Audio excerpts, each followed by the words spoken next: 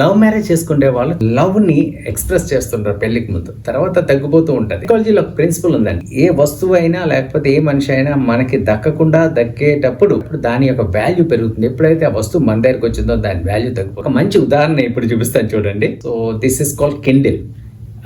ఈ కిండిల్ అనేది ఏంటంటే ఇది మన బుక్స్ చదువుకోవడానికి బాగా యూస్ చేయొచ్చు. రియల్గా బుక్స్ ఎలా చదువుతా అలా చదవచ్చు. ఇది నా దగ్గరకు రాకముందు నాకు చాలా కోరుకుండేది, అబ్బా నేను ఇప్పుడు ప్రొసెస్ చేస్తాను, దీని మీద చాలా పిచ్చి ప్రేమ ఉండేది. వచ్చిన తర్వాత ఇప్పుడు చూసారా దీని యొక్క పరిస్థితి, బ్యాటరీ కూడా డౌన్ అయిపోయింది, ఛార్జింగ్ కూడా పెట్టట్లా. అంటే వస్తువు మన దగ్గరకు వచ్చినప్పుడు దాని మీద ఉండే ఆ ఒక అభిరుచి కానీ ఆకర్షణ కానీ తగ్గిపోతుందని చెప్పడం కోసం నేను ఈ ఉదాహరణ చూపిస్తున్నాను. ఇదే మన జీవితంలో మన మనుషులతో ఉన్నప్పుడు కూడా మన రిలేషన్షిప్ అది మనకి దక్కనంత వరకు దక్కలేదు, దక్కిన తర్వాత ఆ వ్యక్తి పట్ల ఉండే వాల్యూ కూడా తగ్గిపోతుంది. అది చాలా తప్పండి. యాక్చువల్గా ఏంటంటే దాన్ని మనం పెంచాలి.